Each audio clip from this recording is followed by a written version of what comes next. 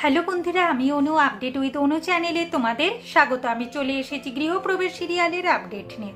গৃহপ্রবেশ সিরিয়ালে তো দেখা যাচ্ছে যে আমাদের শুভ জিনিয়ার সাথে বেরিয়ে পড়েছে মহাবিপদ। আমাদের জিনিয়া তো শুভকে বিপদে ফেলে নিজে পালাচ্ছে গাড়ি চালিয়ে, আর শুভর ফোনটাও শুভর কাছ থেকে কেড়ে নিয়েছে। এরপর শুভ সেই রাস্তায় নেমে তো কোনো জায়গা খুঁজে পাচ্ছে না, কিছু বাজে লোকের পাল্লায় পড়ে যায়, তাদের সাথে খুব মারামারি হতে থাকে। শেষমেশ পুলিশ শুভকে অ্যারেস্ট করে। এখন তো শুভর কাছে ফোনও নেই, কোনো টাকা পয়সাও নেই, পাসপোর্টও নেই। এখন শুভ কি করবে? শুভ তো অ্যাড্রেসটাও ঠিকঠাক বলতে পারছে না, না পারছে ইংলিশে কথা বলতে। শুভ কোনোভাবেই বুঝাতে পারছে না যে সে নির্দোষ, সে কিচ্ছু করেনি। তারপর ওই থানায় একটা সিসিটিভি ফুটেজ চলছিল।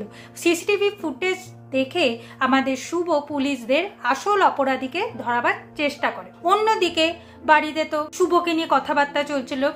আদ্রিতের ঠাম্মি তার মেয়ের সাথে শুভকে নিয়ে কথা বলছিল যে যাতে শুভ ব্যবসার কাজে হাত লাগায়, তাহলে নাকি তাদের ব্যবসাটা আরো ভালো চলবে, যা সেবন্তী কোনোভাবেই মেনে নিতে পারছে না।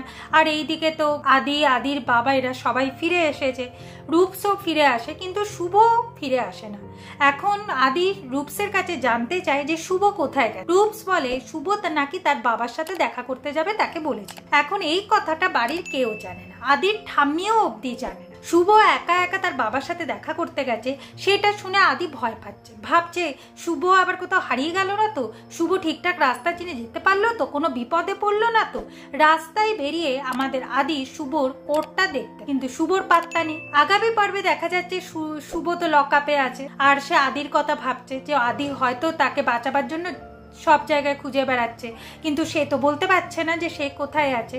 এইদিকে নাদিদের অ্যাড্রেস দেওয়াতেও পুলিশ বুঝতে পারছে না।